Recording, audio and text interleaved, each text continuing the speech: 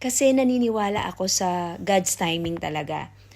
Ibibigay niya sa tamang pagkakataon, sa tamang lugar, sa tamang oras. So, sa lahat sa inyo na parang feeling nyo, pagod na kayo, bakit ang tagal ng pinagdarasal ko? Bakit everyday naman nananalangin ako, sana dumating na yung, or maabot ko na yung pangarap ko?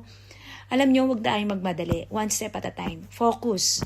At saka yung dapat balikan mo yung mga dahilan. Bakit mo nga ba ginagawa yung mga bagay na yan? Di ba para sa mga pangarap mo?